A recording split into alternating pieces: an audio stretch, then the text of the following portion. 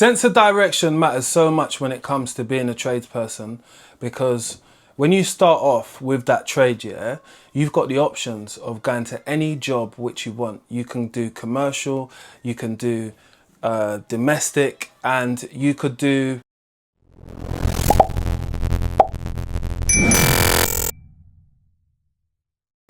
kind of like whatever you want. You could do odd jobs and sods if you feel like it, but it's solely up to you.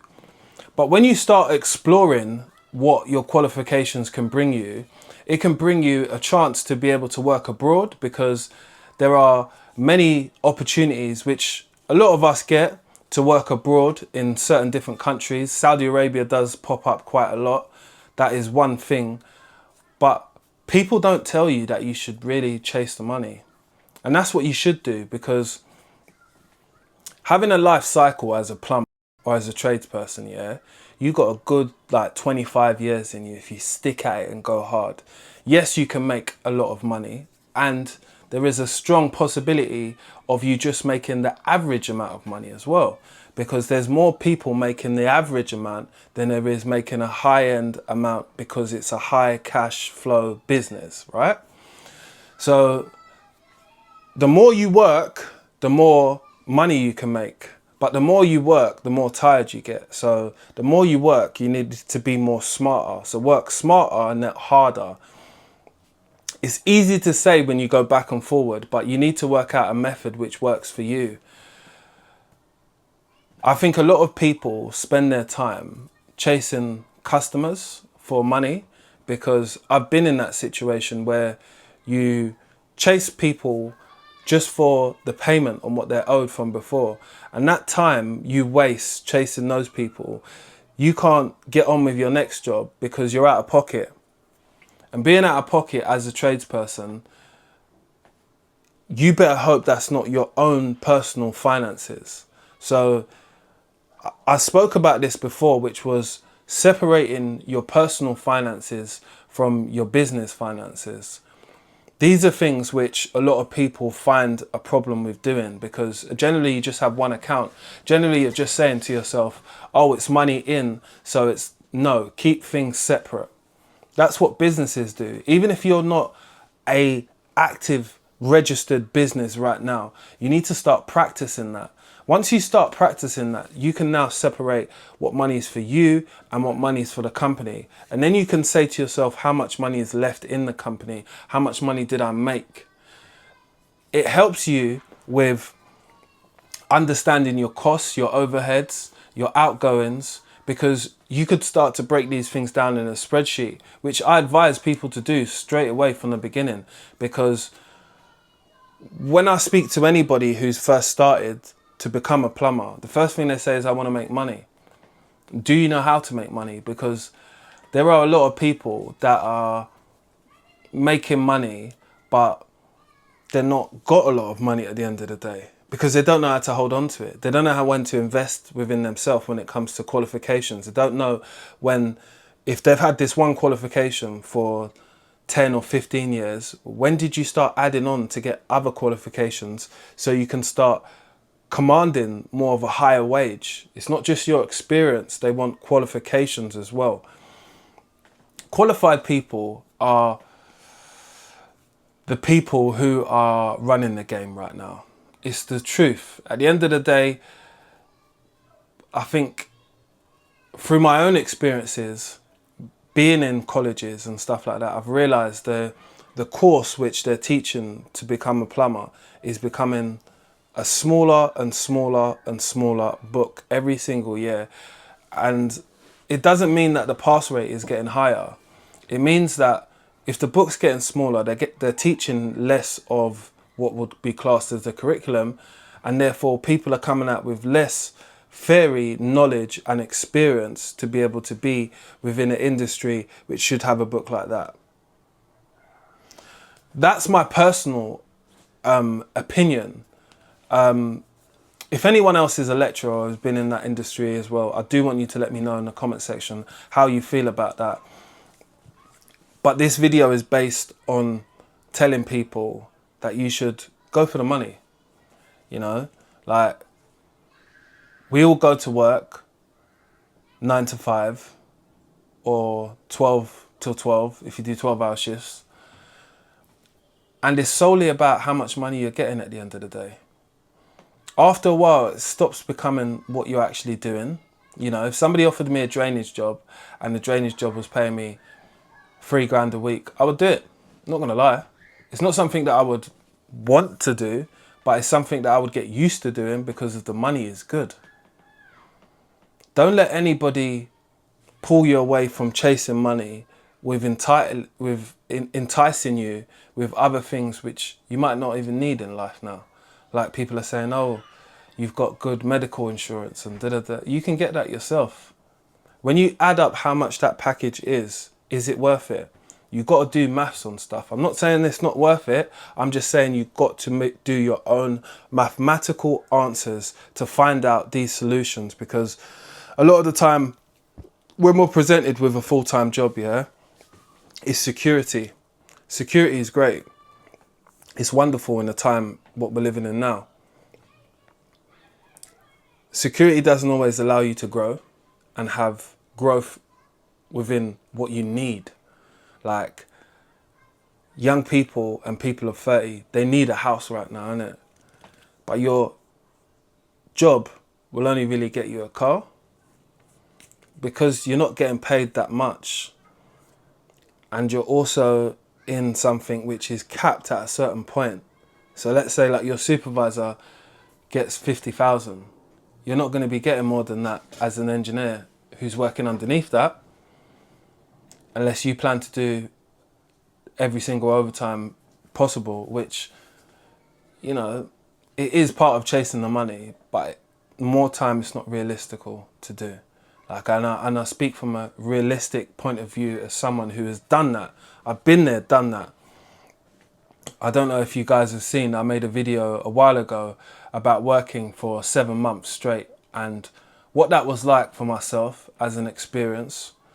You know, I done it so I could get money at the end of the day, and it worked.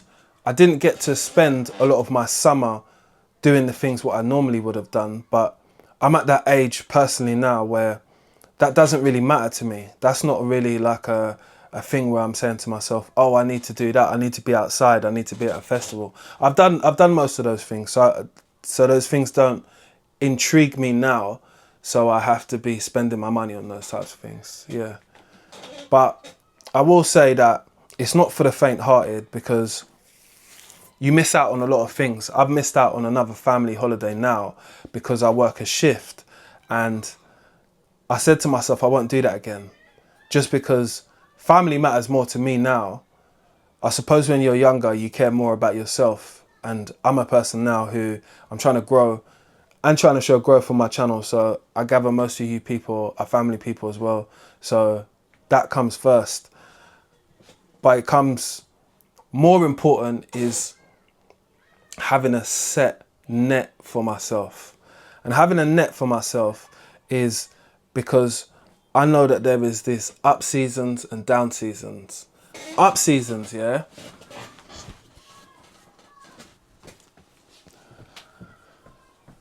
We're talking anything more than like £5 a month, like up seasons you want to look for. Your down seasons, you don't want to dip lower than 3.5, £4. So understanding how much you should save off of that should be about 1,500 every single time. If you have 3 months, 4 months like that, got a little something there in case things do go tits up, which they can do. But what it's about is finding the next opportunity. It's not about leaving it to chance and waiting it out. It's about having a certain amount of contacts within your phone for you to be able to contact about work. You know, that's one thing what's kept me going a lot of the time, is having loads of different contacts who I've worked with in the past, previously, had good relationships with them, made money, and said to myself, you know what, I'd work with you again because we made money, you know, and that's the main goal and objective.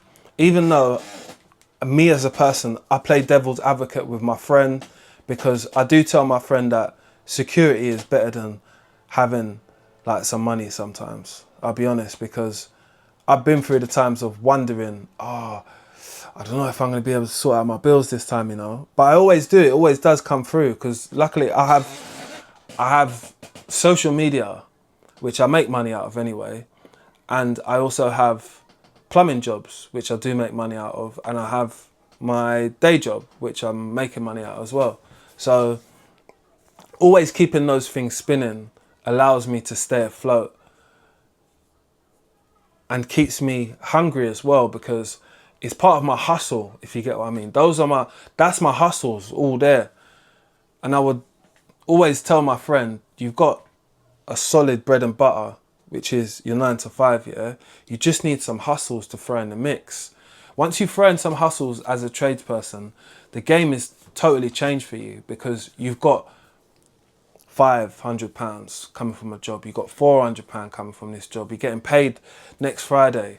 It all starts to add up, then it starts to come in nicely. Again, what you do with that money is something which you've got to be mindful of, because I've been through it where I thought to myself, I need every single fucking tool at the tool shop, you know. ITS, yeah, I've hit that up hard. I hit up a lot of places for a lot of tools. I bought tool bags for like £200. Do I use them? Definitely not. I don't even bring them out. One of them sitting, I mean, right here in this corner, yeah? And I don't even think I bought it to a job yet, because I've got like 5 other tool bags. It's just unnecessary buying. But I wanted it, and that's what type of person I am. If I want something, I'm gonna go out and get it. We all don't have to have the same want like I want, you know. We can all stay in our lane sometimes, which is a good thing as well. But when you work hard, I'm a believer within rewarding yourself, you know. We don't blow all the money on the tool bags and the tools, but we have enough tools for me to be able to do a job anytime I need. I've never needed to borrow anyone's tools. And that's been something which I prided myself on, having my own drills, having my own power tools, all of my power tools, basically. I'm not going to go through them, but all of my power tools, hand tools as well, necessary. Even having spares as well. Having spares like cartridges and stuff like that. I know they're little jobs, but they're jobs which, boom, £60, £80. Well, I'd never charge £80, I charge a lot more than that. But like 120, quick. Make yourself a quick drink just off of like £15-20, but making sure that I've got spares in my bag, just knowing that I could go to a random job and make some money. These are the things which I say go for. Like, start to build yourself a phone where it's just dedicated to your trade, and you just got people ringing that number, and it's always going to be just for jobs. And every time you know that phone rings, that's a bit of money, man. That's like having your hustling phone. And that's how I look at these things, is if you want to start your grind, you've got to start up from the top. I'm from the era of Mike Jones. Mike Jones. Don't even know why I said that in this video, but you know what I mean. He was a man that had his phone number on the back of his t-shirt. Hustling. I'm just a bit of a reserved person. That's the only reason why I don't put my phone number on the back of my t-shirt. That's the only reason. And you've got so many people out there as well that will just keep texting you anyway. I found this anyway but it's good to communicate with a lot of people. And that's how you will build your own communication hub between you and your next customers. My next customers come from social media, people who watch my videos. There are a lot of people who watch my videos that actually reach out to me, you know, which I'm very thankful for, because, you know, it's been difficult trying to build a community, you know. It's been difficult trying to get through to long form content and being able to hold people's attention, but being able to talk to them about something which we all find interesting. So we all find money interesting, and this is just my outlook at it.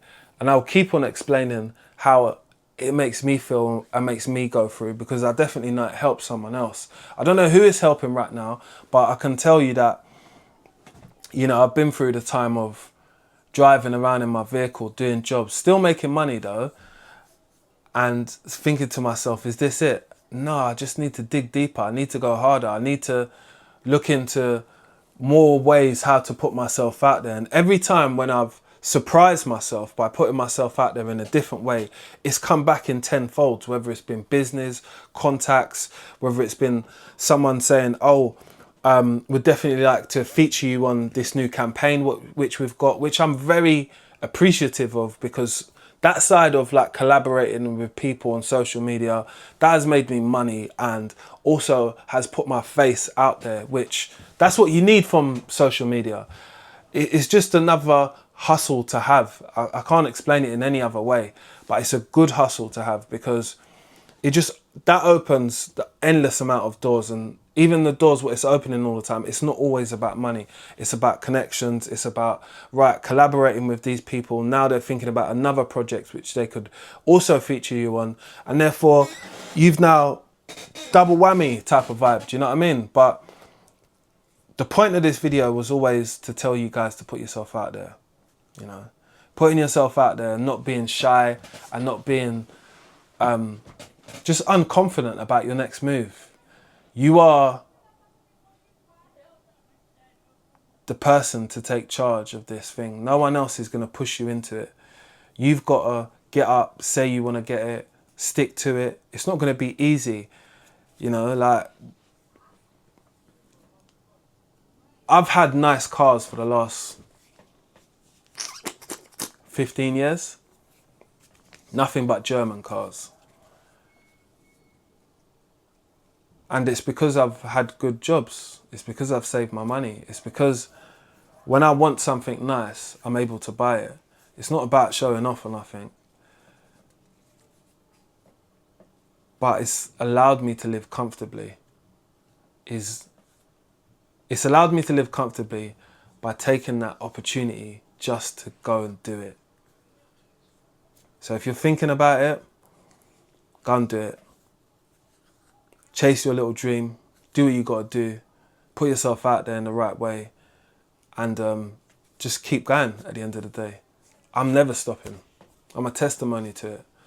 Like, share and subscribe. You know the vibe. Next upload.